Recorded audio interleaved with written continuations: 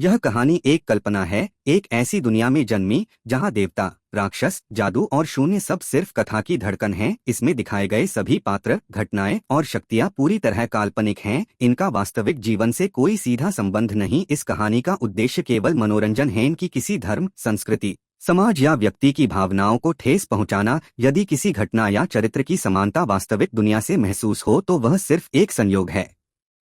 कृपया इस कहानी को एक काल्पनिक ब्रह्मांड की यात्रा की तरह सुनें और वास्तविक जीवन में किसी भी जादू, शक्ति या हिंसा को अनुकरण करने का प्रयास न करें। अब आराम से बैठिए, सांसों को शांत कीजिए और चलिए प्रवेश करते हैं इस रहस्यमयी कथा में जहां अग्नि, छाया और शून्य एक नई नीति लिखने वाले हैं। अध्याय 22 रक्त और नीति का टकराव। पिता और पुत्र का पहला प्रश्न।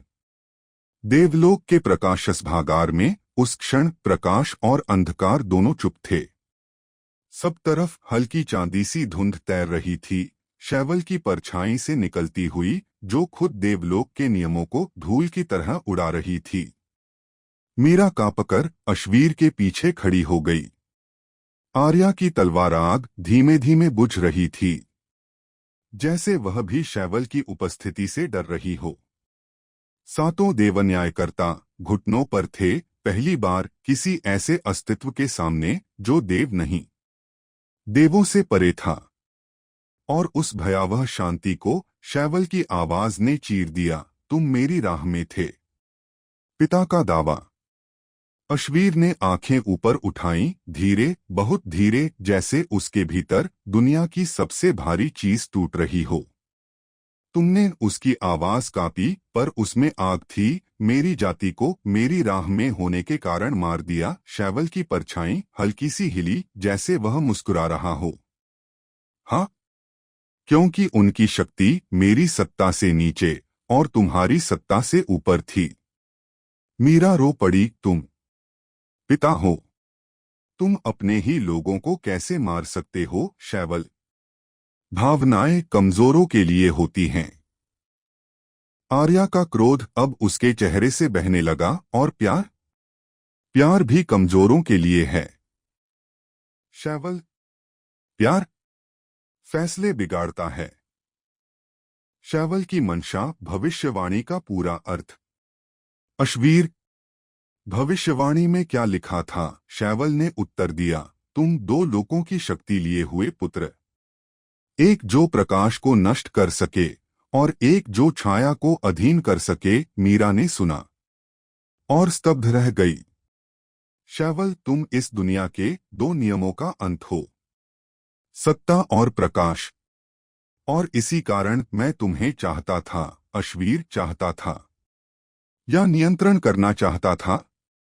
शैवल, एक ही बात है। देवलोक हिल उठा। अश्वीर का दर्द, दूसरी जिंदगी की पुकार। अश्वीर की यादों में उसकी पहली जिंदगी, युद्ध, विनाश, अकेलापन, और दूसरी जिंदगी आरव, उसकी माँ, उसका घर, उसकी मुस्कान, उसका प्यार, सब एक साथ टकरा गए। मीरा ने धीरे से उसका हाथ पकड़ा। आरव, तुम अकेले नहीं हो। शैवल की आवाज खंजर की तरह गिरी। आरव, उस नाम की कोई कीमत नहीं। तुम अश्वीर हो। मेरा पुत्र अश्वीर अब शांत नहीं था।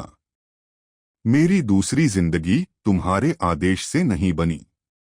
मैं सिर्फ अश्वीर नहीं हूं, मैं आरव भी हूं। शैवल, धीरे धीरे कठोर, और यही तुम्हारी कमजोरी है। देवलोक का टूटना, शैवल का हमला। अचानक शैवल की परछाई कई टुकड़ों में बंटी, छाया के तीरों जैसी। न्यायकर्ता चीख उठे। सावधान, लेकिन बेहद देर हो चुकी थी। एक एक कर छाया तीर निर्णय दीवारों को भेदने लगे। सफेद स्तंभ टूटने लगे, मंत्रों की रोशनी बुझने लगी। आर्या और मीरा बेकाबू हवा से पीछे फेंक दी गईं। मीरा, आरव, अश्वीर ने दोनों हाथ उठाए। एक सुनहरी रेखा और एक काली रेखा एक साथ बनी, और दोनों ने शैवल की परछाई रोकी। शैवल, तुम दोनों नियमों को एक साथ नियंत्रित कर सकते हो। सिद्ध हुआ, तुम मेरा पुत्र हो। पहली टक्कर, पिता बनाम पुत्र। अश्वीर ने धीरे से कहा, और सिद्ध हुआ कि मैं तुम्हारी तरह नहीं हूं। धुंध कांप उठी। शैवल की परछाई और भारी हो गई।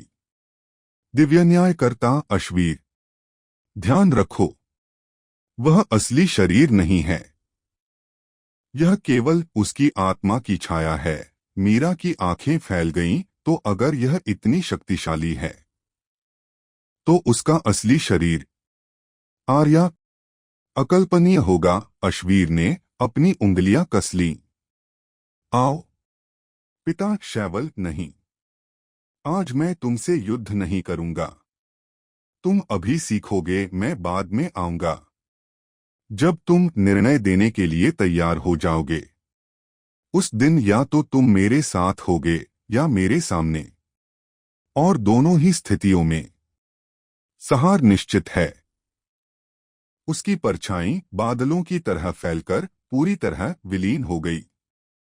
अश्वीर का निर्णय। सभागार में धीमी शांति उतर आई। मीरा अश्वीर के पास आई, उसके कांपते हाथ पकड़कर। आरव, तुम ठीक हो? अश्वीर की आंखों में अब काला और सुनहरा दोनों मौजूद थे, लेकिन संतुलित। वह बोला, मैं न उसका उत्तराधिकारी बनूंगा और न उसका विनाश। मैं अपना निर्णय स्वयं बनूंगा। आर्या ने मुस्कुराते हुए कहा, यही एक सच्चे प्रिमॉर्डियल का दिल होता है। मीरा ने उसकी ओर देखा, और एक सच्चे इंसान का भी। अश्वीर ने बिना मुस्कुराए शांत स्वर में कहा, अब समय आ गया है बाकी 3 लोगों का सामना करने का। अध्याय 23। देव लोक का पतन। जब स्वर्ग भी अपनी सांस रोक ले। देवलोक का विशाल सभागार। पहले जहां शांत और उज्ज्वल था, अब वही स्थान दरारों से चटक रहा था। सफेद स्तंभों पर काली रेखाएं फैलने लगीं, जैसे अंधेरा स्वयं प्रकाश के भीतर जन्म ले चुका हो। मीरा, आर्या और अश्वीर तीनों अभी भी मध्य मंडप में खड़े थे, पर अब हवा में गंध थी धुएं और टूटे विश्वास की। आर्या ने तलवार उठाई। देवलोक ढह रहा है, मीरा ने कांपते स्वर में कहा। शैवल की परछाई ने सिर्फ हमें नहीं देखा, उसने पूरा देवलोक देख लिया। अश्वीर शांत खड़ा था, आंखें बंद, हवा स्थिर, जैसे सुन रहा हो प्रकाश की चीख, देव प्रहरी का भय। अचानक सभागार के विशाल द्वार फट पड़े। वहीं सैकड़ों देव प्रहरी भागते हुए अंदर आए। उन्हें देखकर समझ आ रहा था, देवलोक में कुछ ऐसा हो रहा है जो उन्होंने अपने जन्म में कभी नहीं देखा।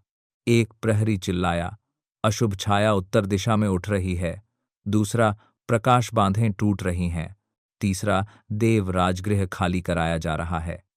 मीरा ने भय से कहा, देवलोक भाग रहा है? आर्या, देव कभी भागते नहीं, पर आज भाग रहे हैं। अश्वीर ने आंखें खोलीं, क्योंकि उन्होंने सत्य देखा है। देव न्यायकर्ताओं का निर्णय। 7 न्यायकर्ता अब अश्वीर के सामने खड़े थे। कभी वे ऊंचे और अडिग दिखते थे, पर आज उनकी रोशनी कांप रही थी। मुख्य न्यायकर्ता बोला, अश्वीर, देवलोक अब सुरक्षित नहीं है। शैवल केवल परछाई भेजी थी, असली शरीर आएगा तो यह लोक जीवित नहीं बचेगा। मीरा ने पूछा, तो आप चाहते क्या हैं? न्यायकर्ता, तुम तीनों देव लोक छोड़ दो। आर्या, आप हमसे कह रहे हैं भाग जाएं? मुख्य न्यायकर्ता, नहीं, हम कह रहे हैं तुम्हें युद्ध लड़ना है, पर यहां नहीं, स्वर्ग वृक्ष का मार्ग। न्यायकर्ता ने अपना दंड उठाया। सभागार का फर्श धीरे धीरे खुला और उसके नीचे एक विशाल चमकता पुल दिखाई दिया। उस पुल के अंत पर एक वृक्ष, पर साधारण नहीं। उसका तना कांच जैसा पारदर्शी, शाखाएं चीरती रोशनी की, और पत्ते चांदी सुनहरी विद्युत की तरह चमक रहे थे। आर्या निश्वास, यह स्वर्ग वृक्ष। मीरा, इसके फल से कई लोगों का मार्ग खुल सकता है। न्यायकर्ता, यही वृक्ष तुम्हें अगले लोक शून्य लोक तक ले जाएगा। अश्वीर, क्यों शून्य लोक? न्यायकर्ता, क्योंकि वहीं शैवल का पहला द्वार है, और वहीं शैवल का पहला अनुयायी। देवलोक का अंतिम झुकाव। 7 न्यायकर्ता एक साथ नीचे झुके देवता एक प्रिमॉर्डियल के आगे झुक गए। ये वो क्षण था जो इतिहास में कभी नहीं हुआ। मुख्य न्यायकर्ता अश्वीर, तुम्हारी जाति नष्ट हुई, पर आज हम स्वीकारते हैं कि हमारे निर्णय गलत थे। देवलोक की दीवारें और जोर से टूटने लगीं। मीरा की आंखों में आंसू, आर्या शांत, लेकिन भीतर आग। अश्वीर ने केवल कहा, मैं बदला नहीं दूंगा, मैं सत्य वापस लूंगा और मैं निर्णय स्वयं बनूंगा। प्रस्थान स्वर्ग से बाहर। तीनों स्वर्ग वृक्ष की ओर बढ़े। पेड़ के नीचे पहुंचकर पत्तों की रोशनी झरने जैसी गिरने लगी, जैसे पोर्टल फट रहा हो। मीरा, यह दरार है अगले लोक की। आर्या, शून्य लोक, जहां न समय है न मृत्यु, सिर्फ अस्तित्व। अश्वीर एक कदम आगे बढ़ा, पर तभी पूरा देवलोक हिल गया। आकाश फटा, स्तंभ क्षत विक्षत, प्रकाश चीख उठा, और पहली बार स्वर्ग ने स्वयं कहा, वह आ रहा है। मीरा का हाथ अश्वीर की उंगली पकड़ता है। आर्या, समय नहीं कूदो। अश्वीर, शून्य लोक। तीनों स्वर्ग वृक्ष की चमक में कूद गए और उनके पीछे देवलोक ढह गया। अध्याय 24। शून्य लोक प्रवेश। जहां अस्तित्व सांस नहीं, एक स्मृति है। प्रकाश वृक्ष की चमक बुझी और अगले ही क्षण चारों ओर पूर्ण शांत अंधेरा। न कोई जमीन, न कोई आसमान, न हवा, जैसे सृष्टि का सांचा काटकर जरूरत से पहले फेंक दिया गया हो। मीरा ने डरते हुए हाथ बढ़ाया। आरव, तुम पास हो ना? आरव, हूँ। उसकी आवाज स्पष्ट थी, पर दिशा नहीं थी। जैसे वह बोलता नहीं, विचार सुनाई देते हों। आर्या ने धीरे कहा, स्वागत है शून्य लोक में। यहां कोई पदार्थ नहीं, सिर्फ आत्माएं हैं। अचानक दूर कहीं बहुत हल्की सी सफेद रेखा चमकी, जैसे किसी ने काले कागज पर एक नाखून चलाया हो। आर्या, वो जीवन रेखा है जहां आत्माएं जन्म और मृत्यु के बीच फंसी रहती हैं। मीरा, हमारा लक्ष्य? अश्वीर, उस रेखा के पार, शून्य की चाल जहां ध्वनि भी धीमी सांस है। तीनों आगे बढ़ने लगे, पर हर कदम के साथ जमीन दिखती थी, फिर गायब हो जाती थी। मीरा, ये जगह चलती क्यों है? आर्या, क्योंकि शून्य स्थिर नहीं, ये सोच के अनुसार बदलता है। आर्या, साध के इखलास के वो जी। अश्वीर हल्का सा रुका, तभी आसपास की काली जगह में रूप बदलने लगे। बिना आकार, बिना चेहरे, सिर्फ भाव, दर्द, क्षमा, पछतावा और भूली हुई यादें। मीरा कांप गई, उसकी आवाज टूटी। ये सब क्या है? आर्या, ये लोग नहीं, ये सिर्फ अनुभव हैं। शून्य से पहला प्रश्न। अचानक काली जगह में एक भारी स्वर उठा, न पुरुष, न स्त्री, न देव, न दानव, सिर्फ एक स्मृति। अश्वीर, तुम कौन हो? मीरा तुरंत चिल्लाई, वो शैवल है क्या? आर्या, नहीं, ये लोक की आवाज है। शून्य का प्रश्न दोहराया, तुम कौन हो? एक पल, बहुत भारी। अश्वीर ने उत्तर दिया, मैं निर्णय हूं। शून्य, निर्णय किसका? अश्वीर, स्वयं का। पूरे शून्य में हल्की लहर दौड़ गई, जैसे अस्तित्व ने स्वीकार कर लिया हो। शैवल का पहला दूत। सामने धीरे धीरे एक आकृति बनी, पहले धुंध, फिर आकार, फिर चेहरा। एक प्राचीन प्रिमोर्डियल, जिसकी आंखें राख जैसी। आर्या पहचान नहीं पाई, पर मीरा जोर से फुसफुसाई, ये उनमें से है। आर्या पहचान नहीं पाई, आर्या पहचान नहीं पाई, जो अश्वीर के लोक के थे। अश्वीर आगे बढ़ा, तुम कौन थे? आकृति ने कहा, मैं वो हूं जिसे शैवल ने प्रथम चुना था। मीरा स्तब्ध, उसकी सांस अटक गई। आर्या, मतलब तुम उसका पहला अनुयायी हो? प्रिमोर्डियल, हां, और मैं तुमसे पूछने आया हूं, तुम पिता का अनुसरण करोगे? शून्य लोक का अंधेरा कंपाने लगा। शक्तियों का पहला वास्तविक संवाद। अश्वीर एक पल रुका, उसके भीतर दो आवाजें उठीं। अश्वीर आग, शक्ति, सिंहासन। आरव जीवन, भावना, इंसानियत। पुत्र और पिता का खून पहली बार एक दूसरे से भिड़ा। अश्वीर धीरे से, पर स्थायी, मैं न शैवल हूं, न उसका उत्तराधिकारी, मैं 2 जन्मों का निर्णय हूं। प्रिमोर्डियल दूत, तो सिद्ध करो। पूरे शून्य में अचानक दरार पड़ी। शून्य का युद्ध, बिना तलवार, बिना जमीन। दूत ने हाथ उठाया, पर हाथ कोई हथियार नहीं था। हथियार था यादों का तूफान। अश्वीर पर गिरा, उसकी मां का मरना, उसकी जाति का जलना, आरव का धोखा, मृत्यु, पुनर्जन्म और शैवल का बेटा। कहना मीरा चिल्लाई, आरव। आर्या आगे कूदी, पर यहां तलवार नहीं चलती, यहां चलती हैं स्मृतियां। दूत, तुम दर्द को झूठ कहते हो तो सहो। अंधकार तूफान की तरह अश्वीर को चीरता हुआ दौड़ा, और तभी अश्वीर मुस्कुराया। दर्द मेरा हथियार है। अंधकार टूट गया। रोशनी नहीं, निर्णय चमका। दूत स्तब्ध, पहली बार डगमगाया। शून्य का स्वीकार। दूत ने सिर झुकाया। तुम पिता नहीं, तुम उत्तर नहीं, तुम अगला नियम हो। शून्य लोक में जहां कुछ नहीं था, अब एक दरवाजा बना। नीला, शांत, आकारहीन पर गहरा। मीरा ने सांस छोड़ी। वो बाहर का मार्ग है। आर्या, नहीं, ये अगले सच्चे परीक्षण का मार्ग है। अश्वीर उस द्वार के सामने खड़ा हुआ और बोला, शैवल, मैं आ रहा हूं। दरवाजा खुला।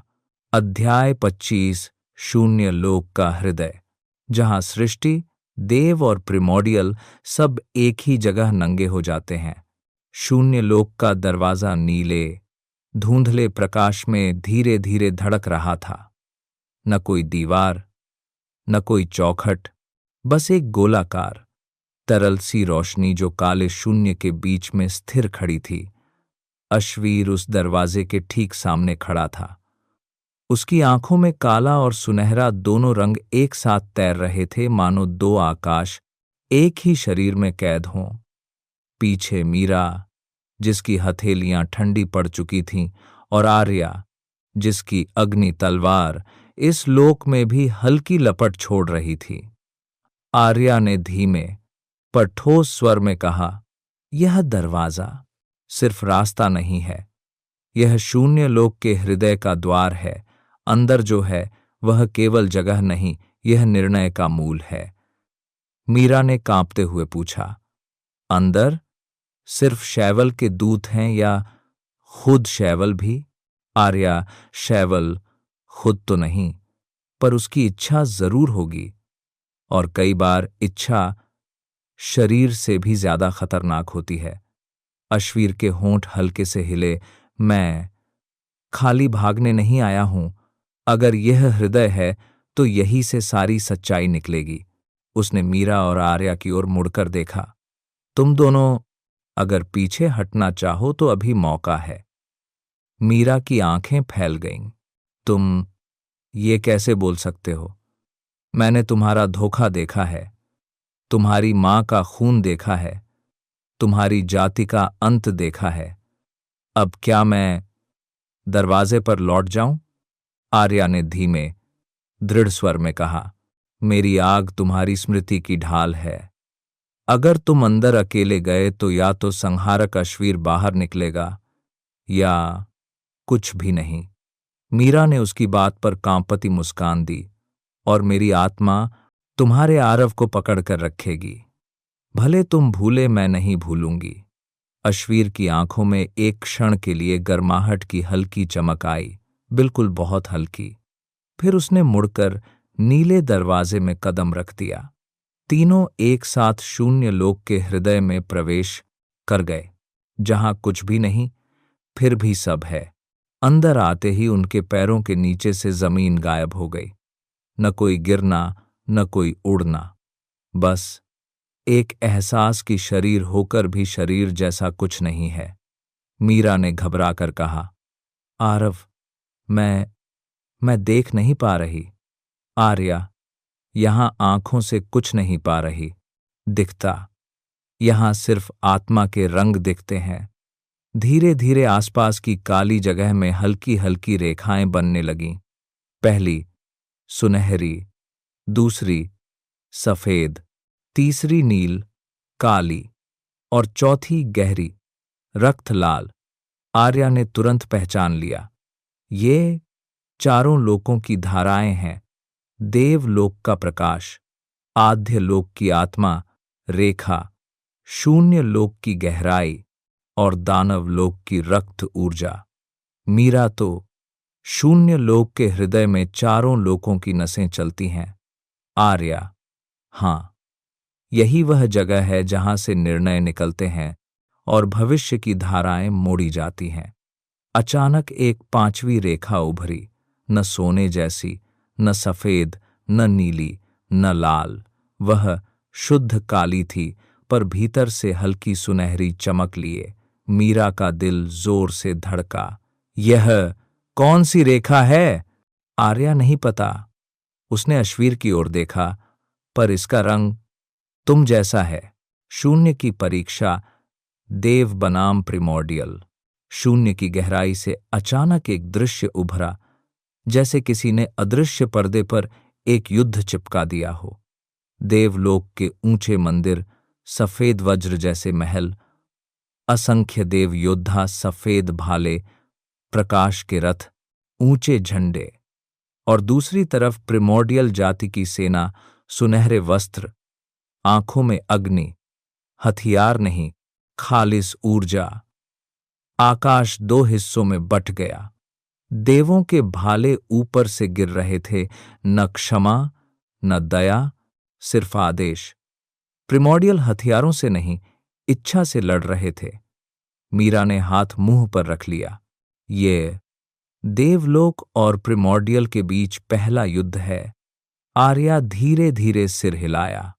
हाँ, और यह दुनिया के किसी ग्रंथ में नहीं लिखा गया, क्योंकि किसी ने इसे लिखा ही नहीं। दृश्य में छोटा सा अश्वीर जैसा बालक अपनी मां के पीछे खड़ा कंपाते हुए देख रहा था।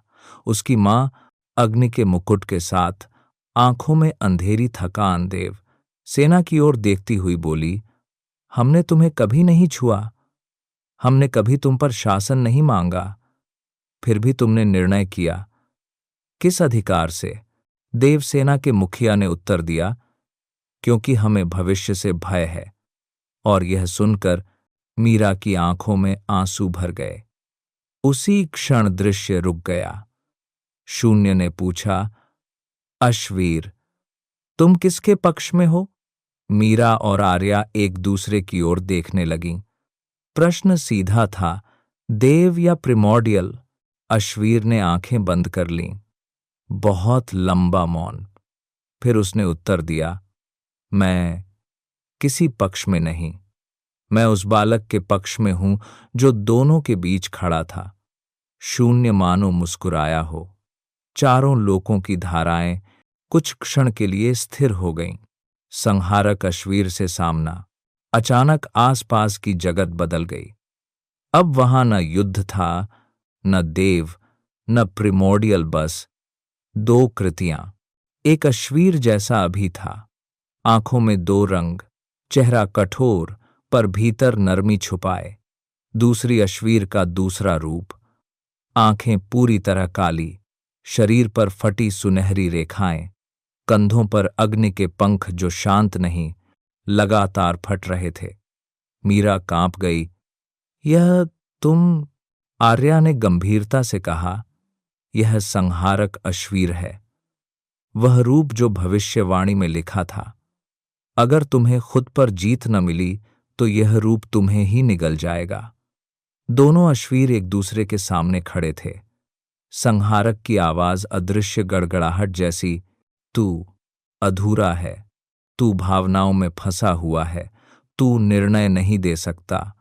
दूसरा अश्वीर, हमारा आरव अश्वीर, धीमे स्वर में, और तू खाली विनाश है, तू बिना सोचे मारता है, तू भी निर्णय नहीं दे सकता। संहारक, मैं वही हूं जिससे चारों लोग कांपते हैं। मैं ही असली प्रिमोर्डियल हूं, आरव अश्वीर नहीं। असली प्रिमोर्डियल वह है जो सृष्टि और विनाश दोनों को संतुलित रख सके। संहारक दहाड़ा और एक कदम आगे बढ़ा।